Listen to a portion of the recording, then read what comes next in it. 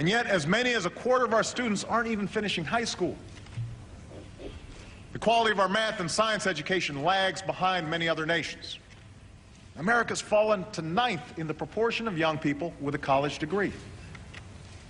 And so the question is whether all of us, as citizens and as parents, are willing to do what's necessary to give every child a chance to succeed. That responsibility begins not in our classrooms, but in our homes and communities. It's family that first instills the love of learning in a child. Only parents can make sure the TV is turned on and homework gets done. We need to teach our kids that it's not just the winner of the Super Bowl who deserves to be celebrated, but the winner of the science fair.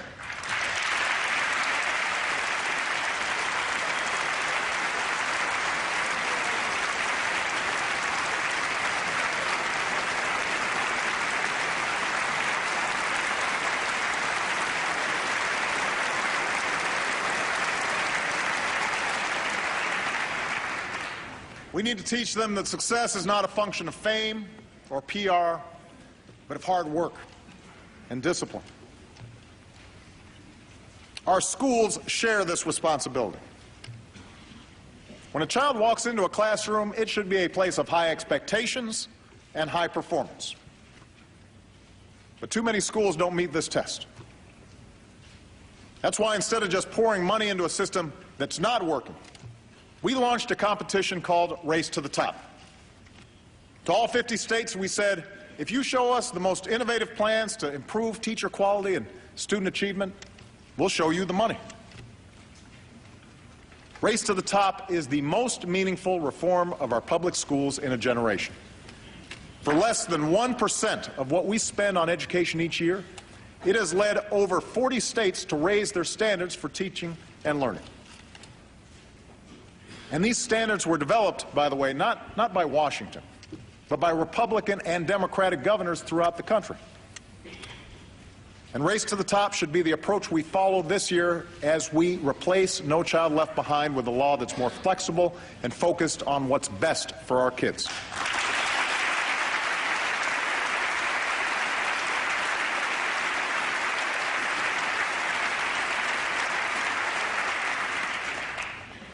You see, we know what's possible from our children when reform isn't just a top-down mandate, but the work of local teachers and principals, school boards and communities. Take a school like Bruce Randolph in Denver. 3 years ago, it was rated one of the worst schools in Colorado, located on turf between two rival gangs. But last May, 97% of the seniors received their diploma. Most will be the first in their families to go to college. And after the first year of the school's transformation, the principal who made it possible wiped away tears when a student said, "Thank you, Miss Waters, for showing that we are smart and we can make it." That's what good schools can do. And we want good schools all across the country. Let's also remember that after parents, the biggest impact on a child's success comes from the man or woman at the front of the classroom. In South Korea, teachers are known as nation builders. Here in America, it's time we treated the people who educate our children with the same level of respect.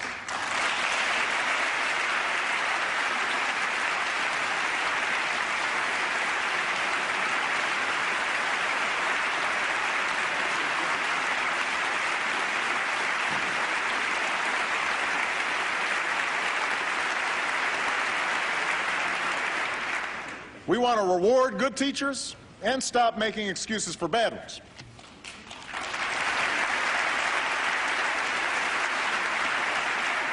And over the next 10 years, with so many baby boomers retiring from our classrooms, we want to prepare 100,000 new teachers in the fields of science and technology and engineering and math.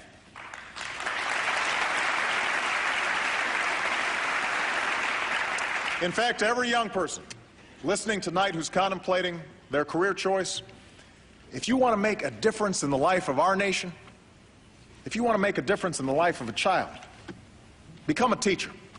Your country needs you.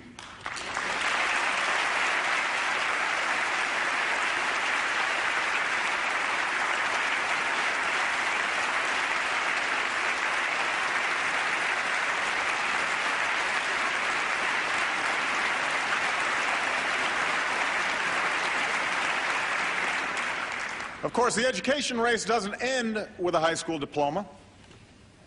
To compete, higher education must be within the reach of every American. That's why we've ended the unwarranted taxpayer subsidies that went to banks and used the savings to make college affordable for millions of students.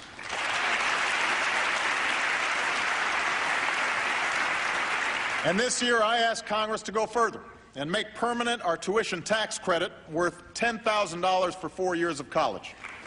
It's the right thing to do.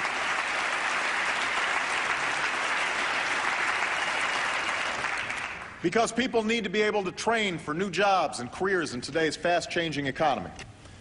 We're also revitalizing America's community colleges. Last month, I saw the promise of these schools at Forsyth Tech in North Carolina. Many of the students there used to work in the surrounding factories that have since left town. One mother of two, a woman named Kathy Proctor, had worked in the furniture industry since she was 18 years old. And she told me she's earning her degree in biotechnology now, at 55 years old. Not just because the furniture jobs are gone, but because she wants to inspire her children to pursue their dreams too. As Kathy said, I hope it tells them to never give up. If we take these steps, if we raise expectations for every child and give them the best possible chance at an education from the day they are born until the last job they take, we will reach the goal that I set 2 years ago. By the end of the decade, America will once again have the highest proportion of college graduates in the world.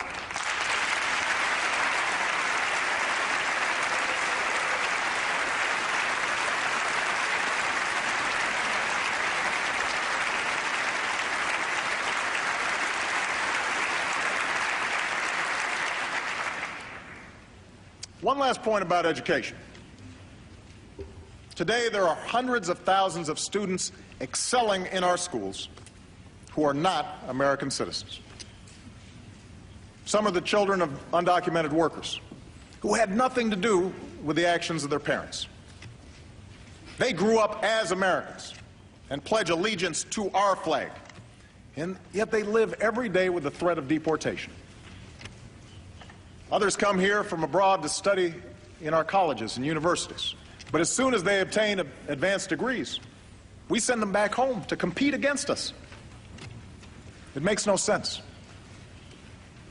Now, I strongly believe that we should take on, once and for all, the issue of illegal immigration. And I am prepared to work with Republicans and Democrats to protect our borders, enforce our laws, and address the millions of undocumented workers who are now living in the shadows.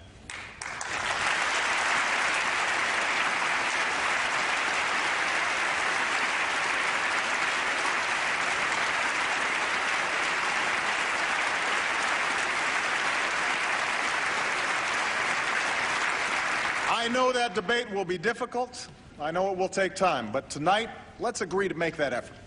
And let's stop expelling talented, responsible young people who could be staffing our research labs or starting a new business, who could be further enriching this nation.